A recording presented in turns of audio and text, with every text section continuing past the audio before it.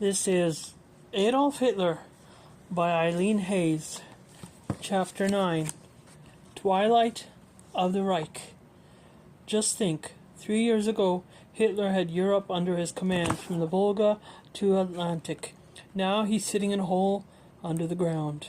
General Gotthard Heinrich,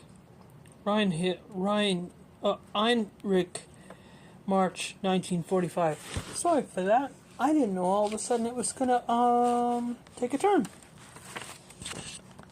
Story took a turn without my realizing it. I didn't read ahead. Okay. So Hitler was a wreck. His face was ashen, his voice hoarse, his hands shook, his stomach ached, and he stooped when he walked. He relied on amphetamine injections just to keep him going in the daylight, and barbiturates to keep him to sleep at night. His eyes often filled with tears. He spent most of his time holed up in his windowless bunker under the Chancellor in Berlin, constantly in fear of another assassination attempt. The bunker, with its walls 16 feet, 4.8 meters thick, had barely been finished. Fire hoses along the ground served as water pipes, and the room still smelt like damp plaster. Here in this tomb-like shelter, Hitler inched closer to death. Day by day, everyone around him could see the Führer had lost contact with reality. He told his military advisors that anyone caught saying the war was lost would be severely punished, and he had Gestapo chief Ernst Kettelbrunner sit in on meetings to underscore the point. Those who received field reports from the army saw that sharing the details with Hitler was pointless, so they stopped telling him the truth. At his daily military conferences, Hitler talked of smashing the enemy with planes that did not exist and bombs that did not work. And as the man disintegrated, so did his authority. Party district leaders, or Gauleiters, stopped trains carrying coal and other materials and confiscated whatever they wanted for themselves. Military commanders in the field began to disregard orders that they knew would only result in useless sacrifice of lives. Hitler's commands were more and more frequently ignored at all levels. After the Russians all but shattered the Eastern German line in January 1945, one general actually got into a public shouting match with the Führer. By early 1945, Hitler decided that the German people who had failed him so miserably were not worth saving. Let them be crushed. They deserved it, he said. Hitler ordered that everything his nation would need in order to rebuild after the war, communications, utilities, industry, transportation, be destroyed.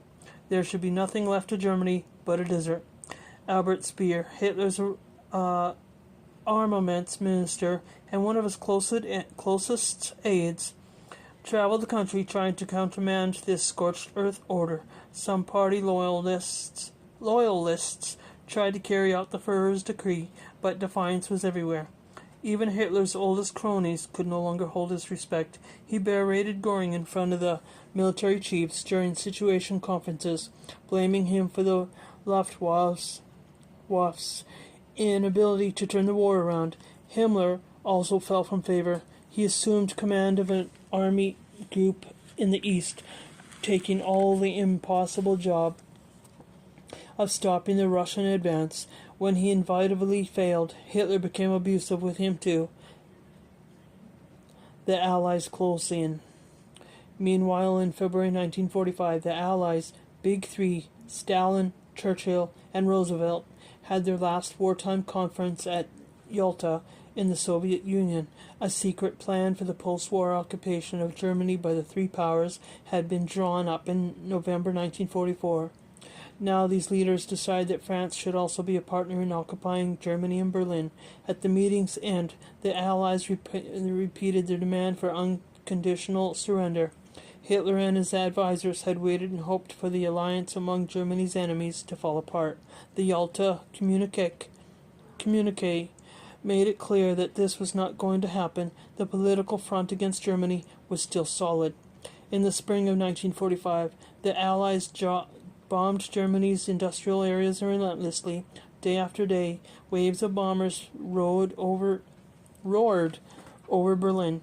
The Luftwaffe had neither planes nor fuel to fight back. What was left of the ground forces were remnants of army and SS units, some pro-Nazi volunteers from some other countries, Hitler youth boys, old men, and even some former Soviet POWs had been talked into forming an anti-Stalinist unit. On the whole, they were disorganized, ill-equipped, largely untrained, and virtually without capable leadership. Allied troops closed in on Berlin like a vice. British and American forces pressed the German Empire from the west, Soviet troops from the east.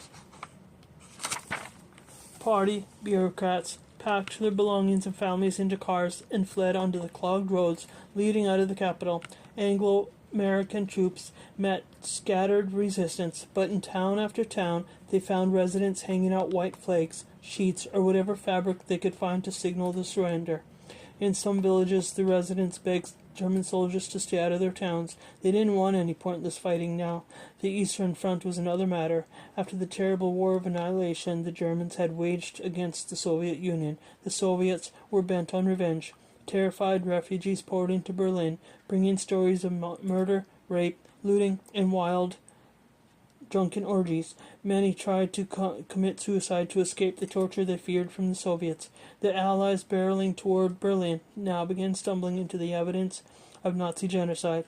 The Soviets had already suffered enormously at the hands of the Nazis and knew what cruelty they were capable of, but then Anglo-American soldiers on their push eastward discovered concentration camps, the walking skeletons, the mass graves, the gas chambers, still full of bodies, the crematoria, the efficiently sorted possessions of the dead and dying stored in warehouses, the survivors packed into huts along with corpses. Many became ill. Even hard-bitten American General George S. Patton was reduced to tears. He ordered the entire population of one village to view a nearby camp.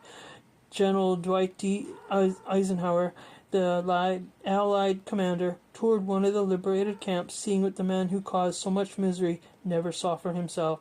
As the Soviets moved westward, the Nazis, frantically trying to dismantle the death camps, gas chambers, destroyed the evidence of what they had done, and get the remaining inmates out. Many prisoners who had held on this long, waiting for liberation, died on their final marches. Others were dumped into camps within Germany and left to be attacked by rats or to die of starvation or typhus. The men responsible for killing scrambled. Some killed themselves, some hid or fled, others surrendered. Eichmann ordered Haas to make sure no inmates survived. He told the camp commandant, "No one will walk out of Auschwitz. There's only one way they will leave, through the smokestacks." Then he vanished. The fall of Berlin. The Nazis had one last fleeting moment of hope when American President Roosevelt died on April 12th. Goebbels was ecstatic. He phoned Hitler in the bunker the next day to shout his congratulations and declared that April 13th, Friday the 13th, would mark a turning point in the war. Hitler called his aides together and crowed that a miracle was at hand, but nothing changed.